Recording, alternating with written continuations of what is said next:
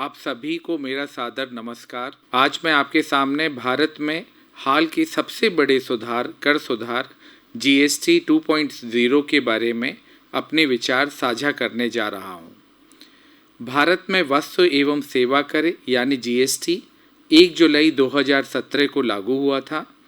उससे पहले हमारे देश में कर प्रणाली काफ़ी जटिल थी। पहले केंद्र सरकार एक्साइज ड्यूटी, सर्विस टैक्स और कस्टम ड्यूटी जैसे कर लगाती थी, जबकि राज्य सरकारें वैट, एंटी टैक्स और लग्जरी टैक्स जैसे अलग अलग कर लगाती थीं। इसका परिणाम यह हुआ कि एक ही वस्तु पर कई बार कर लगाया जाता था, व्यापार महंगा हो जाता था और अंततः बोझ उपभोक्ताओं पर पड़ता था। जीएसटी ने इस जटिलता को समाप्त किया और भारत को दिया एक नारा, एक राष्ट्र, एक कर, एक बाजार। इस क्रम को आगे बढ़ाते हुए अब सरकार ने 22 सितंबर से जीएसटी 2.0 लागू किया है। यह कदम कर व्यवस्था को और अधिक सरल, पारदर्शी और उद्योग हितैषी बनाने के लिए उठाया गया एक बहुत ही महत्वपूर्ण कदम है। इसके उद्देश्य बहुत स्पष्ट हैं। पहला, कर ढांचे को सरल बनाना और विभिन्न स्लैबों को घटाकर केवल 2 मुख्य दरों तक सीमित करना। दूसरा, आम आदमी को दैनिक उपभोग की वस्तुएं सस्ती कराना। तीसरा, उल्टे कर ढांचे को सुधारना तथा उद्योगों की लागत कम करना। उल्टे कर ढांचे का तात्पर्य है जब कच्चे माल पर लगने वाला जीएसटी आउटपुट से ज़्यादा हो, यानी इनपुट पर दर ऊंची और आउटपुट पर दर कम। मान लीजिए उदाहरणार्थ कोई उद्योग मोबाइल के चार्जर बनाता है। चार्जर बनाने के लिए उसे तार, प्लास्टिक, इलेक्ट्रॉनिक पार्ट्स जैसी चीज़ें चाहिए।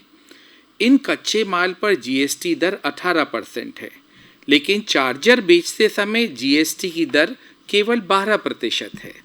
इस स्थिति में उद्योग इनपुट पर ज़्यादा टैक्स देता है और आउटपुट बेचते समय कम टैक्स वसूल पाता है। इससे उसका इनपुट टैक्स क्रेडिट फंस जाता है, उसे नकदी की समस्या आती है। इसे उल्टा कर ढांचा कहते हैं। चौथा, उद्योगों की प्रतिस्पर्धात्मकता और निर्यात क्षमता को बढ़ाना। पांचवा और अंतिम है विलासिता संबंधी वस्तुओं पर अधिक कर लगाकर संतुलन करना। अब मैं आपके सामने पुराने ढांचे और नए ढांचे की स्पष्ट तुलना रखना चाहता हूं। पुरानी जीएसटी व्यवस्था में 4 स्लैब थे, 5%, 12%, 18% और 28%। नए ढांचे में केवल 2 मुख्य स्लैब रखे गए हैं, 5% और 18%। विलासिता के लिए एक विशेष श्रेणी बनाई गई है, जिसमें कर दर 40% कर दी गई है। विलासिता के लिए एक विशेष श्रेणी बनाई गई है, जिसमें कर दर 40% कर दी गई है। इसके अलावा कई वस्तुओं को पूरी तरह कर मुक्त कर दिया गया है, जिन्हें हम शून्य कहते हैं। इसके अलावा कई वस्तुओं को पूरी तरह मुक्त कर दिया गया है, जो अब शून्य दर की श्रेणी में आती हैं। शून्य दर स्लैब में जो वस्तुएं शामिल हैं वो ताज़ा सब्जियां, अनाज, दही, दूध, अंडे, किताबें, शिक्षण सामग्री आदि थीं। यानी जीरो टैक्स स्लैब नया नहीं है, लेकिन जीएसटी 2.0 में इसके दायरे को बड़ा कर दिया गया है। पहले उदाहरणार्थ केवल किताबें कर मुक्त थीं, अब कॉपियाँ, पेंसिल, रबर, मानचित्र, ग्लोब आदि भी नील स्लैब में आ गए हैं।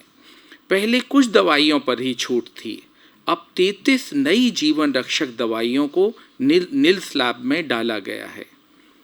पहले बीमा सेवाओं पर कर लगता था, अब जीवन और स्वास्थ्य बीमा को 0 स्लैब में कर दिया गया है। पहले 5% स्लैब में दूध, अनाज, दवाएं और किताबें जैसी आवश्यक वस्तुएं आती थीं, लेकिन अब 5% स्लैब में रोजमर्रा की कई वस्तुएं शामिल कर दी गई हैं, जैसे शैम्पू, साबुन, टूथपेस्ट, मक्खन, घी, चीज़, पैकेज्ड नमकीन, जिम तथा सैलून आदि जैसी सेवाएं भी। यानी अब उपभोक्ता को बहुत अधिक राहत 2.0 में मिल रही है। 12% स्लैब को अब समाप्त कर दिया गया है। पहले इसमें स्टेशनरी, फुटवेयर, पैकेज्ड फूड और मोबाइल जैसे उत्पाद आते थे। अब इन सभी वस्तुओं को या तो 5% पर लाया गया है या 18% पर स्थानांतरित कर दिया गया है। इससे उद्योगों के लिए अकाउंटिंग आसान होगी और उपभोक्ताओं को दरें स्पष्ट रूप से समझ में आएंगी। 18% स्लैब पहले भी था, अब भी है। इसमें बड़े बदलाव हुए हैं। पहले इसमें ज़्यादातर सेवाएं, टीवी, एसी, वाहन पार्ट्स और पैकेजिंग सामग्री आती थी। अब इसमें छोटे वाहन, दोपहिया वाहन, टीवी, एसी, डिशवॉशर, परिवहन सेवाएं और पैकेजिंग सामग्री भी शामिल कर दी गई है। यानी जो वस्तुएं पहले 28% पर थीं, वे अब 18% पर आ गई हैं। एक और महत्वपूर्ण बदलाव जो किया गया है वह है 28% का स्लैब पूरी तरह समाप्त कर दिया गया है। पहले इस स्लैब में लग्जरी कारें, बड़े बाइक, सिगरेट, एसी, बड़े टीवी, टाइल्स और सीमेंट जैसी वस्तुएं आती थीं। अब इनमें से आवश्यक वस्तुएं 18% पर ला दी गई हैं। उदाहरणार्थ सीमेंट 28% से घटाकर 18% कर दिया गया है। इसमें इंफ्रास्ट्रक्चर और निर्माण क्षेत्र को बहुत बल मिलेगा। लग्जरी वस्तुओं को 40% स्लैब में डाल दिया गया है, जिससे वो और महंगी हो गई हैं। उद्योगवार जो इनका असर देखने को मिल रहा है, फास्ट मूविंग कंज्यूमर गुड्स यानी तेजी से बिकने वाली उपभोक्ता वस्तुएं सस्ती होने से खपत बढ़ेगी। कंपनियों को तुरंत कीमतों को समायोजित कर उपभोक्ताओं तक लाभ पहुंचाना होगा। इलेक्ट्रॉनिक क्षेत्र में टीवी, एसी, डिशवॉशर जैसे उत्पाद सस्ते हो जाएंगे। इसका सीधा असर त्योहारों में समय मांग में तेजी के रूप में दिखाई देगा।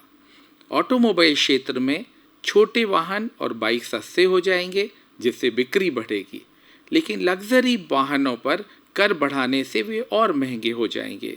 स्वास्थ्य क्षेत्र में जीवन रक्षक दवाएं और स्वास्थ्य बीमा शून्य करने से इलाज सस्ता और सुलभ होगा। शिक्षा क्षेत्र में स्टेशनरी कर शून्य होने से अभिभावकों को राहत मिलेगी।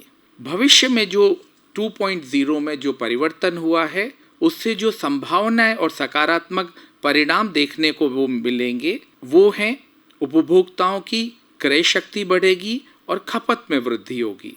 उद्योगों की लागत घटने से मेक इन इंडिया और निर्यात को बल मिलेगा। कर आधार बढ़ेगा और अधिक लोग कर दायरे में आएंगे। डिजिटल भुगतान और ई इनवॉइसिंग मजबूत होंगे, जिससे पारदर्शिता बढ़ेगी।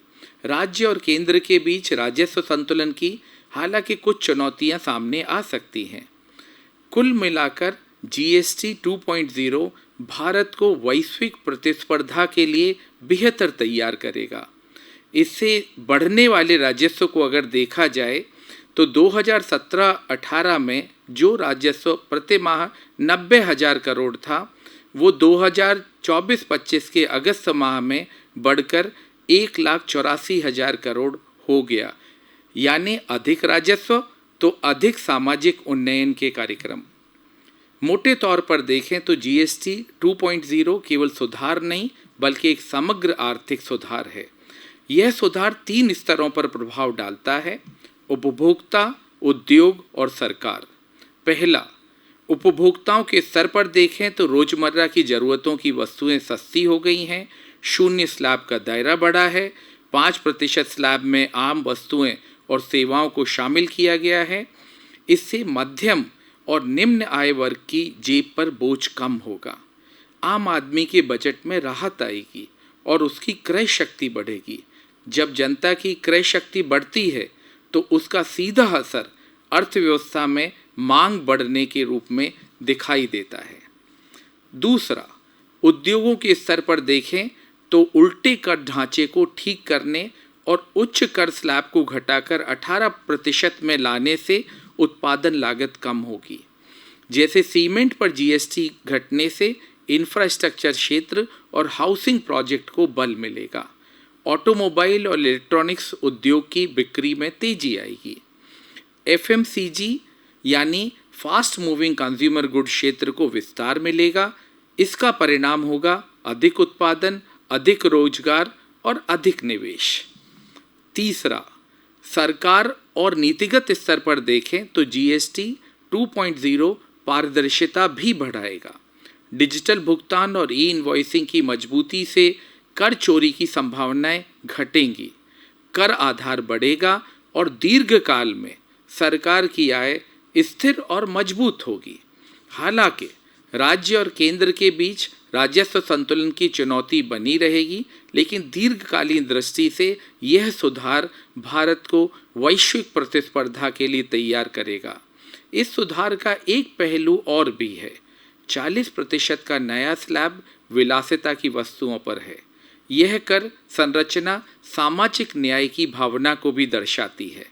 आम आदमी की ज़रूरतों को सस्ता किया गया है और विलासिता को महंगा।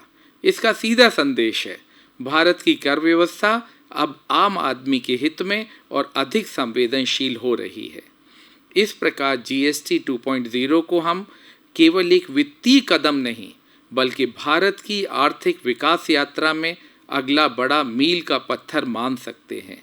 यह सुधार भारत की अर्थव्यवस्था को सरल, पारदर्शी, प्रतिस्पर्धी और जनहितैषी बनाने की दिशा में एक ऐतिहासिक कदम है।